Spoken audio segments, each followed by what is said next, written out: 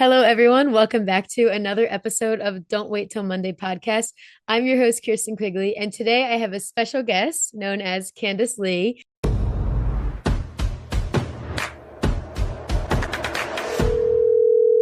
Hi, Mom. So, to give you a little bit of background about her, of course, how I met her, I will get started. So, I met Candice actually in 2019, maybe 2018. Back in college days, she went to Drexel University with one of my best friends, Veronica, so that was the mutual that I met her from. And then I quickly learned about her singer-songwriter career. So let me give you a little more information about Candice. So, yes, like I just said, she is a singer songwriter from New Jersey. She attended Drexel University and graduated with a BS in music industry, come on, woman in STEM, and a master's in business administration, specializing in marketing. Her fan base is named Candies. She performs the national anthem at professional and collegiate sporting events, including for the New York Jets at MetLife Stadium. And you're at the Lincoln Financial Field as well. Lincoln Yeah. Financial Field. Super cool. Something that is another super cool thing that happened to her is that Ed Sheeran featured one of her TikToks by duetting her video, which has surpassed 14 million views. And she has also shared the stage with other stars like Jonah Murray, Drake Bell, The Stolen, The Orphan Poet, and many, many others. So without further ado, Candice, welcome to Don't Wait Till Monday podcast. Oh, thank you so much for having me. Thank you for the lovely intro. You did your research. I did. Yep. I was like, let me scroll all the way down to her Instagram. Even like the other Instagram that you have, I scrolled all the way down. Oh my gosh. And yes, we love a good digital footprint. But yeah, so we'll roll right into it. And the questions I wanted to start with are, so you kind of grew up like a part of your own family's band. Yeah. So Yeah. tell us, when did that start? And also just more about your family's musical background. Yeah. So I have to give a lot of credit to my mom. She played music growing up. So she put me in those music classes when I was super young.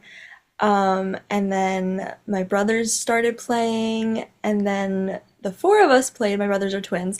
The four of us played, and my dad felt left out, so he decided to pick up an instrument later in life. And so then the five of us started playing together in a family band, just like for fun. Yeah.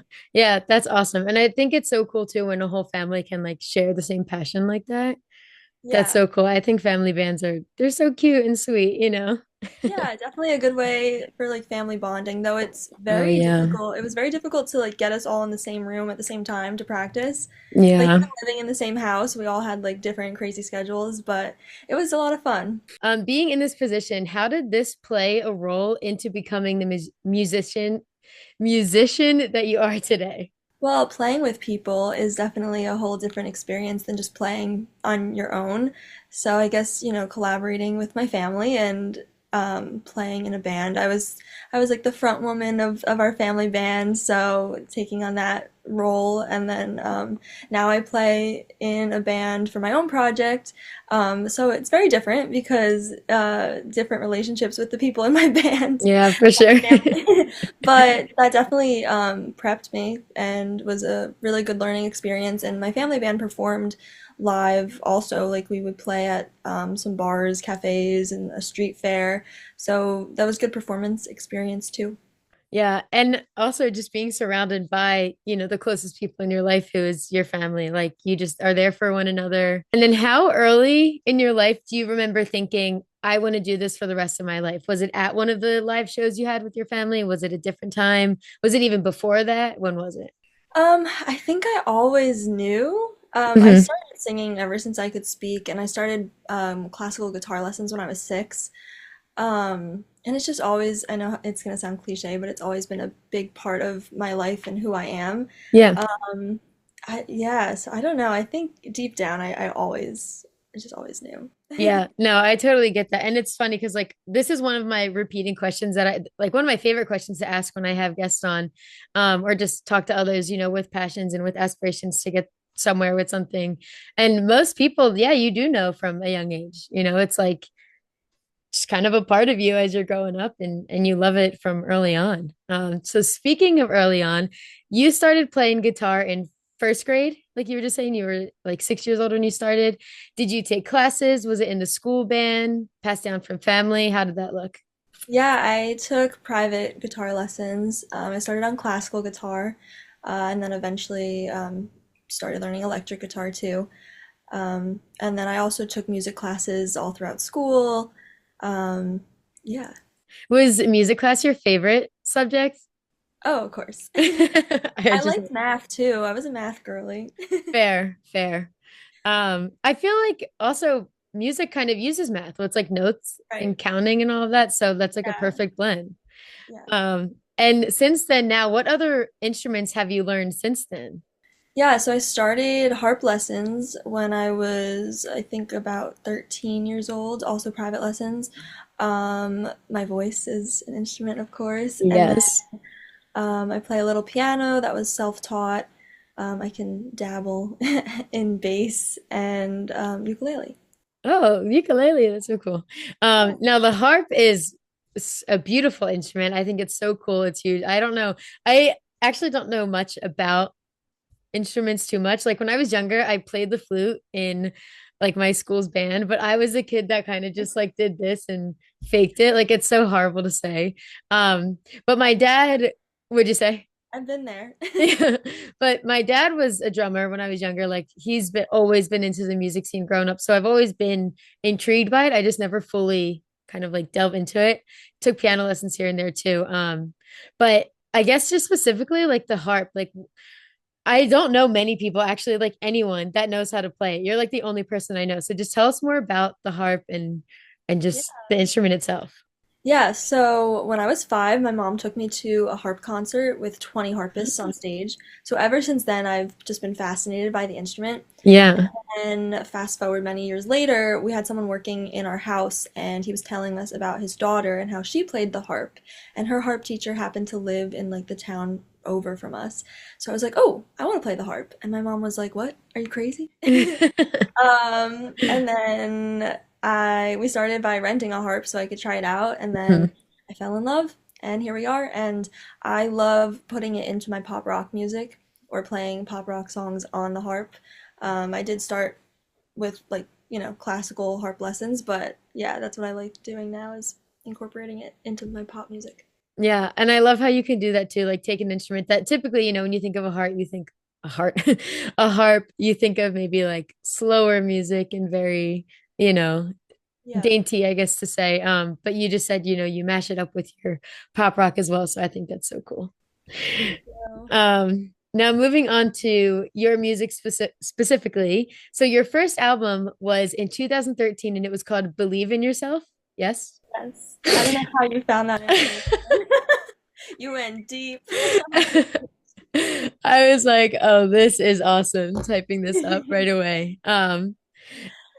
So tell us a little bit about that album and what it was like being so young and creating an album and publishing it. Yeah, I had no idea what I was doing.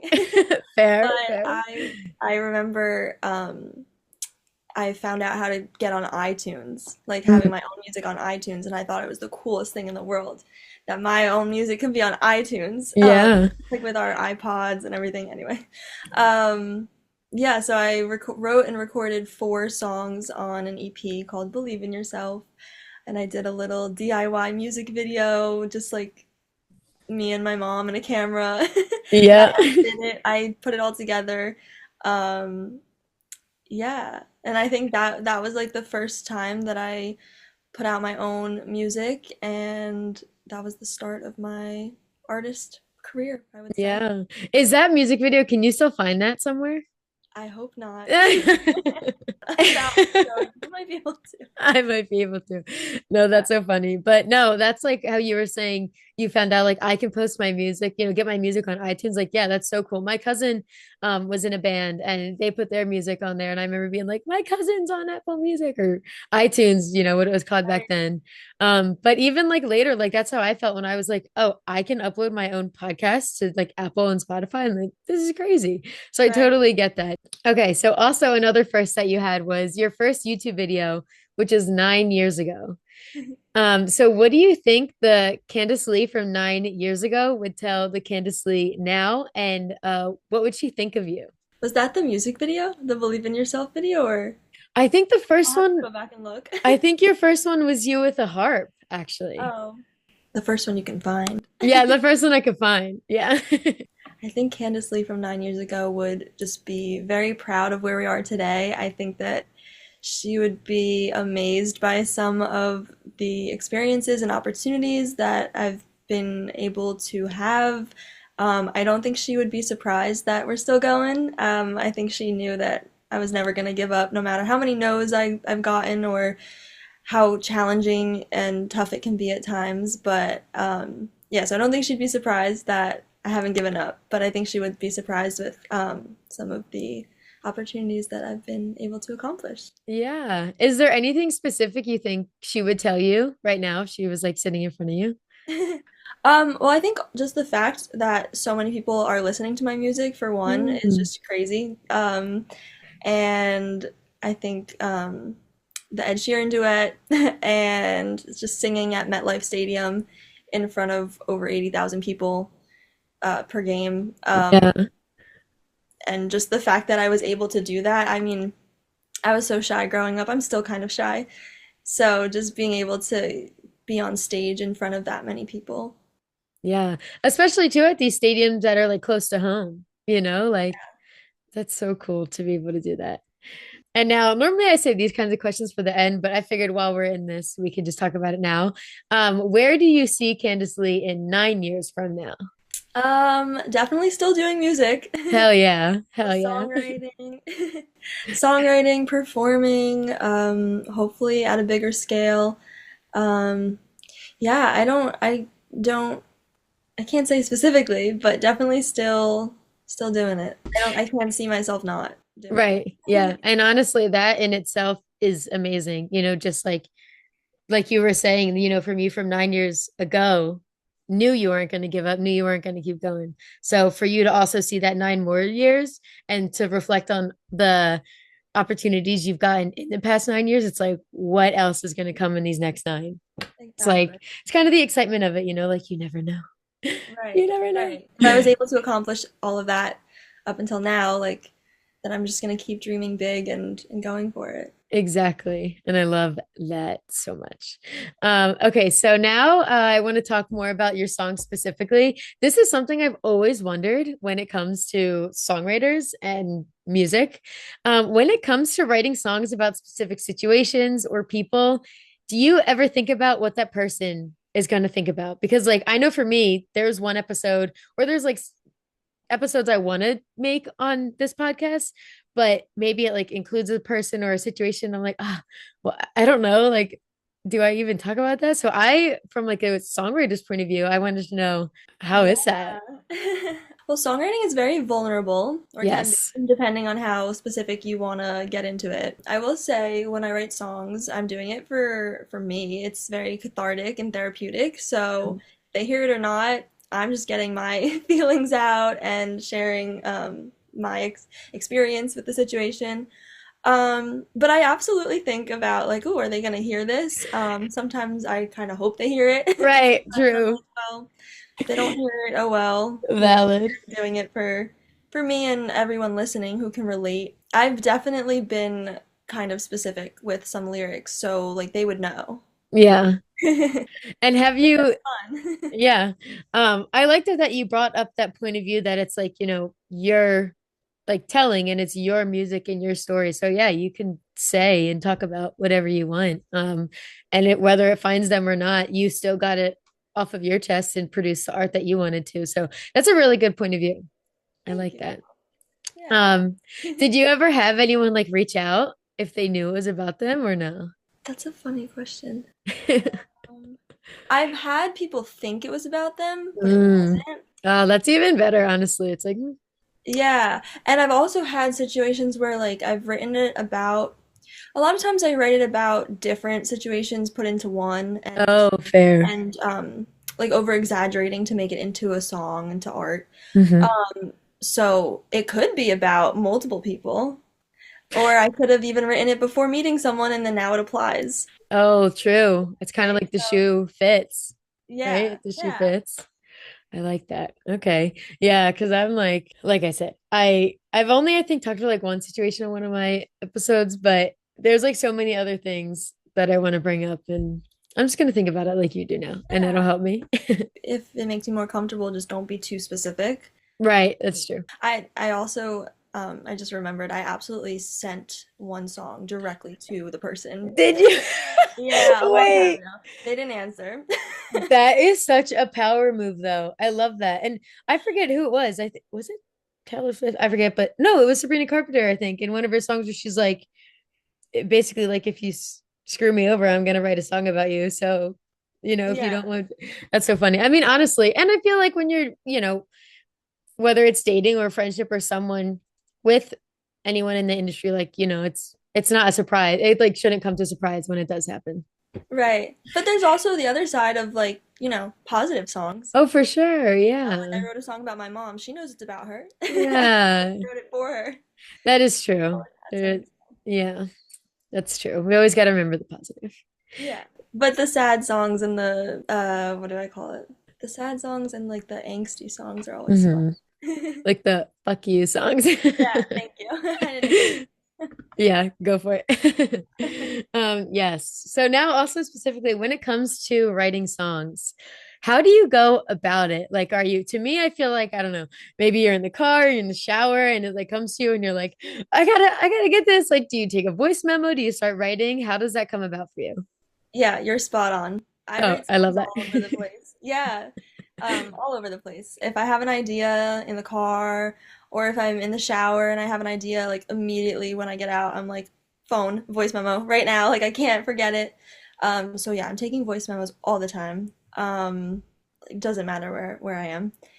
But yeah, it's different for different songs. Whenever inspiration hits, I'll like write a note in my phone if I have like lyric ideas. My song Permission, the melody came to me while I was sitting in a marketing class. Oh, I was in wow. the back of class and I like remember like humming it in my head because I was literally in class, so I couldn't hum it out loud. Yeah. As soon as I got home from class, it like still stuck with me, so I like grabbed my guitar and I like figured it out. Oh, that's so cool. I think that's so neat how you can like think of something and then just bring it to life.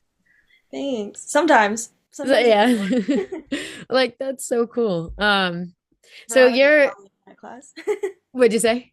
Veronica was probably in that class. Oh yeah, probably. So I guess it seems like your music more naturally comes to you, or do you ever block off time to write? I've been wanting to start blocking off more time. Sometimes if I'm writing with another songwriter or artist, that time Mm. is blocked off because we schedule like a songwriting session. Yeah. But a lot of times for the music that's out now, it kind of just came to me. Yeah. Um, oh, and my song How Can I?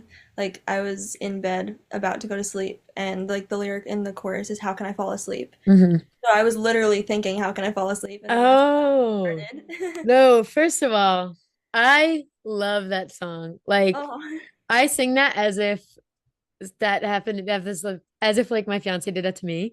oh, No, I think that song is such a bop. I'm like, thank you. excuse me, people, why are we not blowing this up? And also to your music, like is it's I feel like it's such in a good spot right now with all of like the pop rock coming back out and just like big pop stars coming again. Because I feel like this is from an outsider looking in, but the pop industry kind of was on a decline for a little while and it's like skyrocketing right now. So Yeah, totally. Thank you. I yeah, appreciate that. of course. Yes, I love that song. I play it in the car and everything. Aw, um, yes, I appreciate it. of But course. yeah, so sometimes I'll block off time, and I think that's a good idea because songwriting is a muscle, so you got to just work at it, keep doing it. True. And I never really realized that until I think with Wicked just coming out, I've been watching so many like Ariana Grande and Cynthia Erivo interviews and they say like, yeah, your voice is like an instrument itself, like you had mentioned earlier as well, and the muscles and how you can train it. Because me personally, I would love to be a pop star, like, but I've always, since I was younger, I've known like singing has never been a thing for me. Not that I've ever tried either, really, with like lessons or anything. But now I'm like, hold up, you can train it. It's a muscle, you know? So I'm like, Yeah, maybe I'll try it again. But good. We should sing together. we should. Honestly, that'd be fun because whatever, I'm just gonna sing anyways.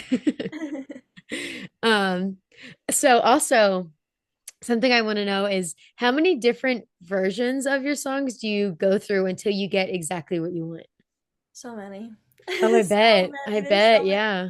so many edits, both in the songwriting stage of the song and then also in the production stage. So for the songwriting stage, I let the song sit a little bit and just keep like I don't know, exhausting every possible lyric until I find the one that's best for the song. And then in the production stage, I like to be very involved in the production process. So we bounce ideas back and forth, and just it's a lot of trial and error, but lots of edits, and it takes a while, but that's part of the creative process. Yeah. And it's funny because I have started performing some of my songs live before they've been released. So I remember like performing Permission with a whole different chorus. Like the lyrics were different from what it is now. So Mm. my OG fans, they know. Yeah. And they have to get used to that lyric change too. And sometimes I find myself almost slipping and like going back to the old lyrics because those were like ingrained in my memory for a little blip of time, but that's part of it. It's okay to make edits and make it the best that it can be. Yeah. Have you ever had a song where it's like maybe a slower or like when you picture it, it's like a slow song at first, but then as you're developing it, it becomes like a more upbeat kind of, yeah, upbeat's the word I was looking for. Like a more upbeat song. Like it kind of like totally switches. Yeah, I have.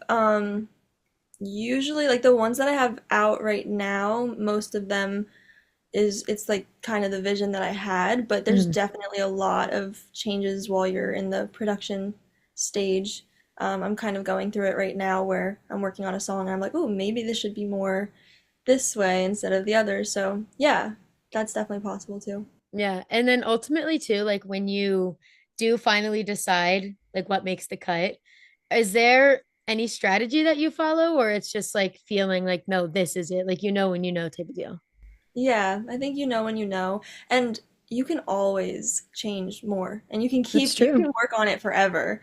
So I kind of have to just be like, all right, Candace, you gotta just like you gotta just go with it because if you don't, you're never gonna move on, and you're never gonna work on something new. So That's so true. you gotta And just yeah, and you can also just if you eventually down the road make a different version, share that as well. People love hearing different versions of the same songs, you know, like exactly yeah. like an acoustic version. Yeah, I exactly. may or may not be working on it. Ooh. You're so well-rounded too. Like you were saying, you just went like you like going through all the production and everything as well. You know, so many instruments, your voice, like you're so well-rounded. I love Oh, it. thank Yeah. you. I just wanted to mention that too. Um, Yeah, it's fun. yeah. And all of the songs that you've produced that are out, do you have one specifically that you're most proud of? I mean, I'm proud of all of them in different ways, for For sure. sure. But I really like Permission and How Can I? Those are probably my top two. Yeah, yeah, it's really hard. I don't know. No, that's Like totally having fair. kids, you can't choose a favorite. That's honestly, yeah, that makes sense. No, that's perfect. And I can imagine too, like, yeah, they're all your little babies. How can you choose one? Right, right. All right, now looking past the songs and into music videos, I need to share with you that I absolutely love music videos. Like people can sit down and binge watch, you know, like 7 episodes of a show or like movies. I can binge watch music videos all day long, better than I could sit there and watch a movie. I don't know why. I just love them so much. So I was so excited to get into it more with you about music videos since you've created some, been a part of them. I think Yeah. they're so cool. And also just to note this as well with the wasted video when it's like called my therapist and it pans to your mom. I just love that. I think that's so cute. Like she gets a little cameo moment. Shout I out just to wanted mom. to share Well, that. Yeah, shout out to yeah, mom. she's a psychologist. She has her PhD, so Oh, literally is a therapist. That's why we did period. I it. love that. And see, like that And connection. I love that. I would have never known that. Oh, Um, yeah, go mom. So yeah, let's talk about kind of like work us through the timeline for a music video to be thought of than to being published. yeah. I mean, it varies for sure. Mhm. But for the wasted video specifically, we started talking about the idea for it over the summer. Probably like July-ish of 2024. And the video just came out in the beginning of this week, Hmm. February 2025. Go So, watch it. yes. So definitely a little time in between thinking about it and then releasing it. We Hmm. filmed it in August of 2024. Okay. Yeah, so it's been sitting for a while, but we edited it probably within a couple of months. Hmm. And the reason that it took a little bit to come out was because I pushed the release of the actual song, and then I wanted to give the song some space before releasing the video. So there's like a lot that goes into that, but I wanted to have the video just ready to go for when it was ready to be out. Hmm. So you had the song and the video done before releasing anything. Yes. Oh, okay, okay. Yes. And it's so you said you started in July and then by August you filmed it. So you were able to kind of like get, your like actors and background people pretty fast. How did you do like a call? Was it friends and Yeah. family? How did that work? Yeah, that process was actually, that turnaround time was pretty quick. Yeah. Because I thought that the song was gonna come out in like September, October. Hmm. So I was like, oh shoot, we gotta get on this video. Yeah. Um, yeah, so we just had a bunch of friends come be in it, come be extras and Yeah. um play the roles in the video. Yeah. That's so fun. And then something who forget, I was watching someone that was in a music video. She's like not a singer or songwriter, but she was just in a music video.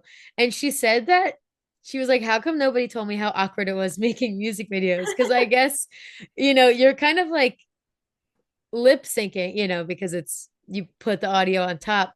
Yeah. Um, and really it's just like what you think is happening really like isn't. Yeah, that's funny. I think for this one, since I was performing with my band, also Hmm. like lip syncing that part was kind of silly because we were actually playing the instruments, Yeah. but I mean, it was a little unbalanced and like if you were there. And then also this was the first music video I've done with other people like on the set. Like Yeah. in the past, they've just kind of been me. Um, so other people are watching. Yeah. And yeah, you kind of I didn't know how it was gonna come out. We were just kind of like going Going with with the the flow. flow. Yeah. Mhm. And I want to shout out Samantha Grossman and Tyler Haas. They helped me create this video. I couldn't have done it without either of them. Helped direct, edit, videotape, everything. So um, yeah, it was Yeah. definitely really cool starting with like the storyboard and then just like our meetings talking about like what are we gonna do and how do we want this to look and then Yeah. to actually filming it and then to editing it and seeing it come into the video that it is. Yeah. I think that's one of my favorite things just with any project or anything, is like when you have a vision and then it comes to life, like it's one of the most rewarding things ever. But Yeah, also just the process of it too, like even can be fun, like yeah, sure, it might take months or years for some things, but the process of it, like you were saying, like your meetings, you call them storyboard meetings, right? yeah, Yeah, like those, like I feel like, you're probably bouncing ideas off of one another. So it's yeah, probably like so much absolutely. fun. And everyone's all getting hyped. They're like, we should do this, we should do this. Oh my God, that's so good. You Yeah, know? we didn't even know what would be possible either because we had to Mm. get a lot of people to come and be Yeah. at the party so it looked like an actual party. Yeah. And we had a lot of ideas, but a lot of it kind of just happened in the moment too. We're Yeah. like, okay, we're gonna do this. And we were, open and flexible to just doing that. And yeah, And it came to be. and it came together. I Yeah. love that. Yeah. And I think it's such a fun music video. Like I said, I'm like a music video whore. So I will sit there and watch them all day. I love them. Because we were just talking about collaborations as well. Yeah.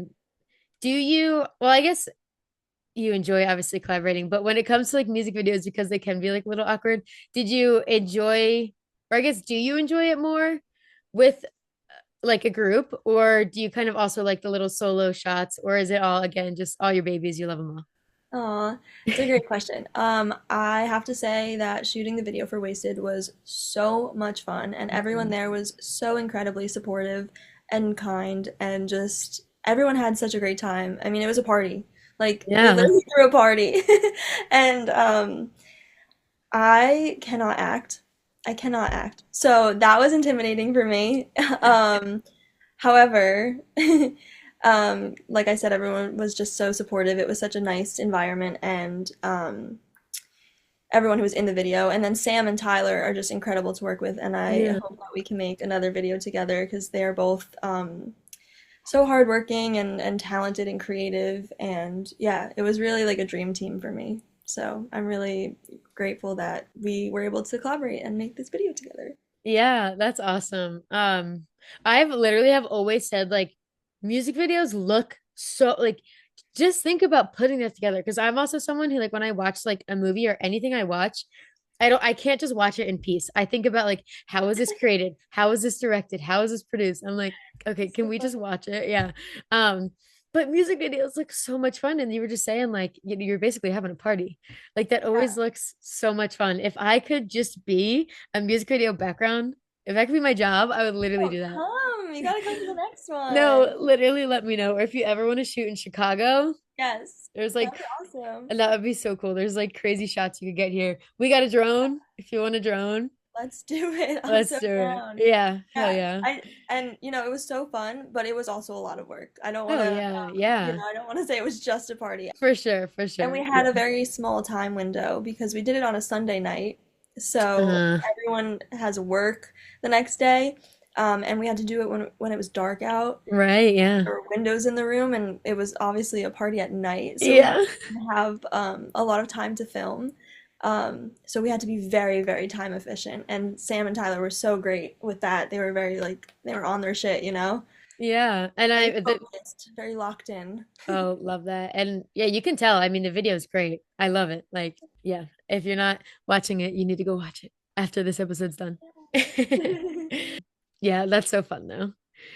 So speaking of 2024, you're talking about that's when the song was created and the music video was thought of. Also in 2024, you went to the Grammys, which is insane. So we gotta dive into this. Did you get an invite? I know there's like a lottery for it. What did a brand or a specific person send you?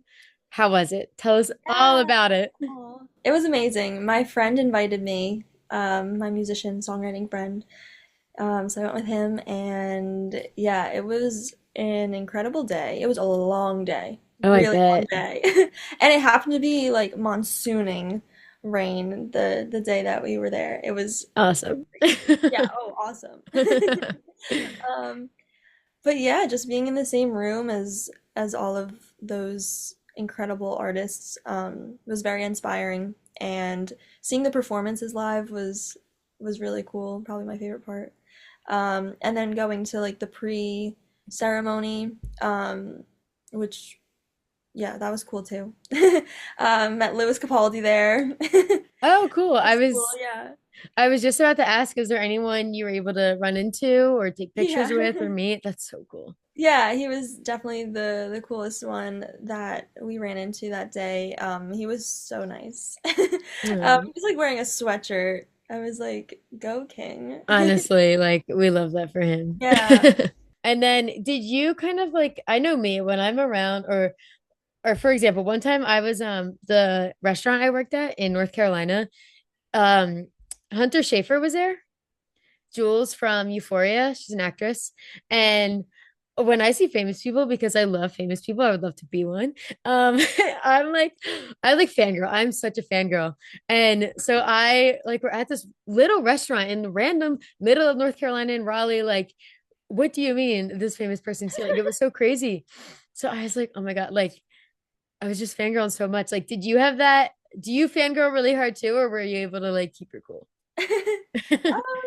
It's a little bit of both, I would say. Hmm. It's really cool. I find it very fascinating to see what they're like in person and see what Yeah. they are.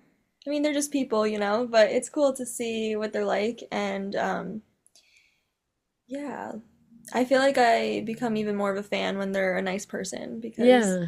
that's so cool to see. Like Louis Capaldi was so chill and nice, and just what you see is who he is. Yeah, I was gonna say for him, I can totally see that Right.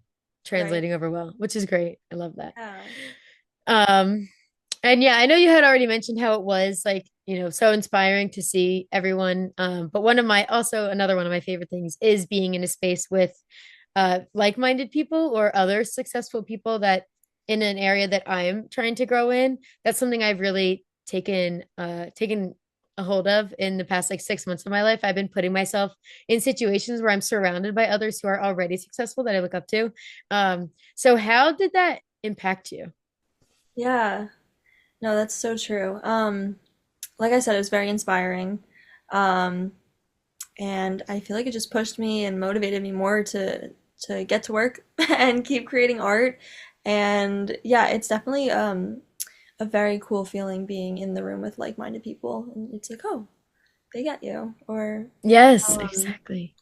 I don't know, it just hits different. It does, yeah. And it's one of those things too, where like unless you're also a part of that, maybe you don't get it. Or if you like me, I'm not a singer-songwriter, but I appreciate the hell out of the art that comes with it. So like being in that room, I would also feel things too. But yeah, that's super cool. I think that's so awesome that you got to go and shout out to your friend that invited you. Your Yeah, dress was Julio. gorgeous. Yeah, you Thank guys looked you. great. And one day you'll be at the Grammys performing. And that would be awesome. That would be awesome. I love that. Okay, so now speaking of, you were just in a room with these artists. We'll look back into the past again a little bit before we jump into the future again. But what are some artists that have inspired you? I know you do a lot of covers, like I see your videos when you're out, but also well, okay, let me just say it in order. But I see you doing a lot of covers of Taylor Swift, but also I know that a lot of your audience requests Taylor Swift. But yeah, what are some artists that have inspired you? Well, growing up, it was definitely Hannah Montana, Oh, my girl. iconic, Yeah. iconic. So she definitely inspired me. I was like, "Ooh, I want to do that." Yeah. I've always loved Pat Benatar. Back to like the Hannah Montana world, I'd say like Demi Lovato, Selena Hmm. Gomez. Growing up, those were some big inspirations to me.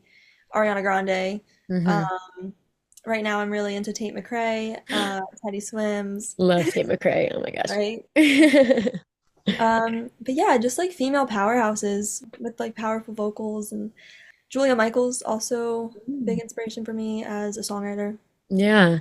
Is Um, there anything specific from each artist that has inspired you, or kind of just like as their person, just all around, you've just loved everything? yeah. I think all around, just being a female in the industry and having such powerful voices and amazing stage presence, and just killing it. Yeah. Hell yeah. I love that. Let's go, woman. Yeah.